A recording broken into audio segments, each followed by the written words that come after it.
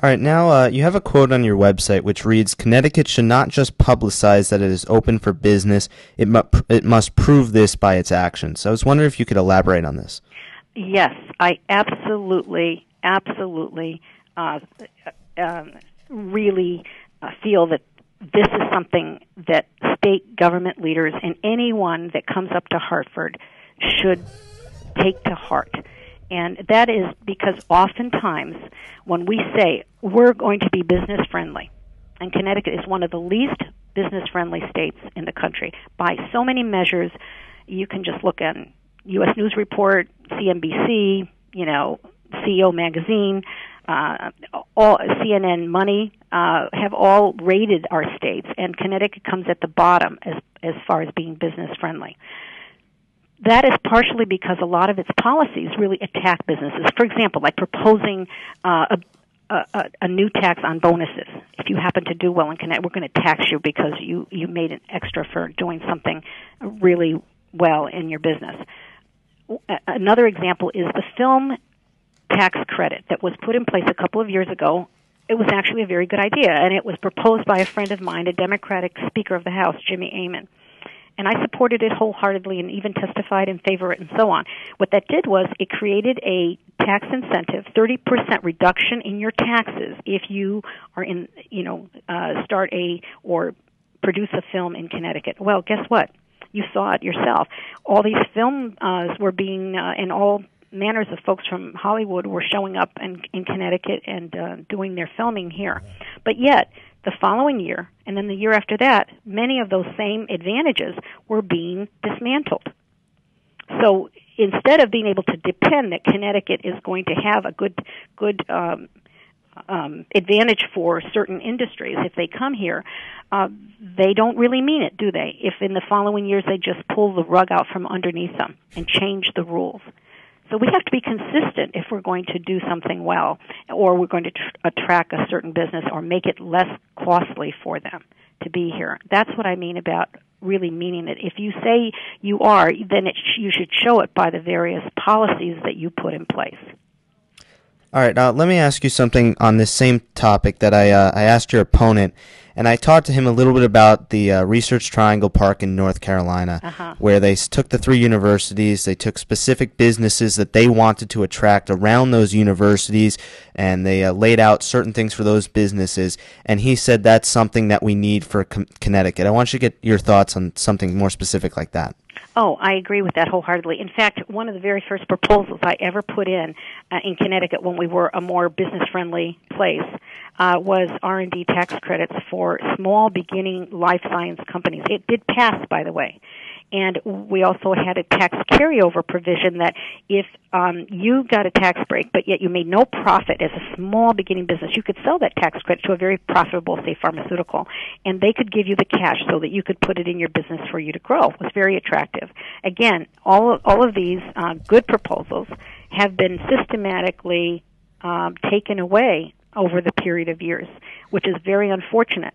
Again, it comes to the topic of if we're open for business, then we need to mean it, which means once you put these policies in place, you've got to keep them there for a period of time. Usually a startup business takes 5 to 10 years for it to really know whether it's going to make it or not, and it's very difficult in the very beginning. If we cluster, and it's been one of my greatest hopes that we marshal the great Yankee ingenuity and also the great intelligence and also our institutes of higher learning, which we have substantial ones, that we take that learning and we do some of their inventions and technology and transfer it and commercialize it so that they can make a profit off of it. Many states have done that well. I think that Research Triangle concept could work very well here with the cooperation of those universities and state government and putting good policies in place. I would support it wholeheartedly, but I would go even further. One of my greatest proposals, I thought, early on, we've yet to be able to have leadership that will support this and fund it. I hope that we have more enlightened leadership going forward, is to create a science and technology high school for our most talented 10th and 11th and 12th graders for sure in Connecticut, all based on merit, their capabilities. And if they were to rise to that level, we would provide for them a school, and North Carolina does do this, a school where they can be associated with one of our universities. It could be located off campus or near a campus for the last 2 years of high school, where they would get college curriculum. And it would be paid for by the state, and also if they graduate from that very accelerated school for the very gifted and talented, they would get a free 4-year college education of the college of their choice in Connecticut, and having them cooperate in providing that place, because that would keep the talent within our state. It would grow it in our state, and it would also build a very skilled labor force to support a lot of those emerging important industries. You can add to that the proposal we have put on the table a few times called Learn Here, Live Here. If you graduate from one of those colleges and universities and you get a job in Connecticut, your first 10 years of income taxes, a portion of it could be set aside for you in a savings account. And you can take that money out to put on a down payment of a house to live in Connecticut. So that's why the title, live here, or going to school here, and then ultimate living here. Learn and live in your state of Connecticut. Keep our best and brightest, because we have had a brain drain. And part of that brain drain has to do with the fact that opportunities knock in other places where jobs are growing, that there's a vital economy. So it all works together.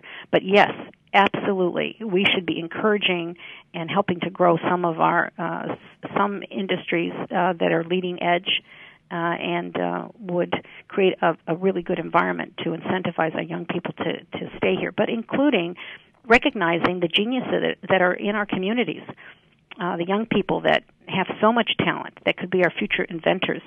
They should have a fertile ground to grow here. All right. Now I want to ask you this, and there's stuff that you want to get accomplished. There's stuff your opponent wants to accomplish. There's stuff anyone running for public office this year wants to accomplish. But in a state that we are, where with the deficit and where we really don't have a lot of money, you've kind of hit on this with some of the questions we've asked, but how do we get really anything that you want done with no money?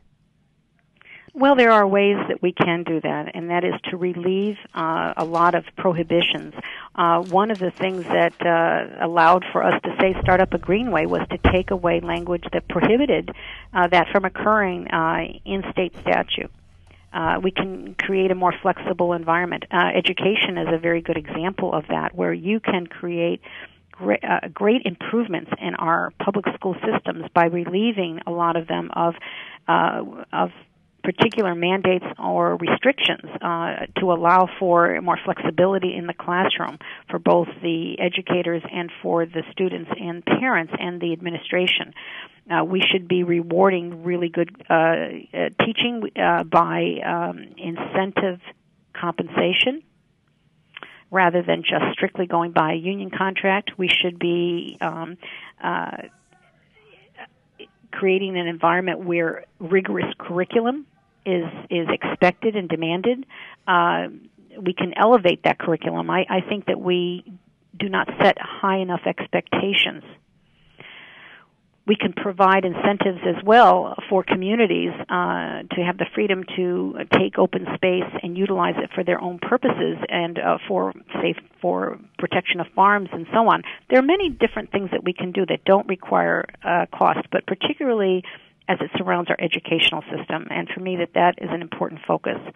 We also can make the permitting process, for example, for businesses and or projects to go quicker and smoother. All we have to do, for example, here's something that doesn't cost the state any money, and that is to not have getting a permit issued or at least even denied not take 19 months. A business literally, a new idea could literally die as a result of that. They may have investors that want an answer within 2 months or 3 months. We should have a sense of urgency. Right now, sometimes it can take up to 19 months to get an answer. By that time, the investors have all gone away. So even if the answer is no, and it could be in some cases, or if it's yes, we need to have state government understand that they need a sense of urgency to respond better to both businesses and to people.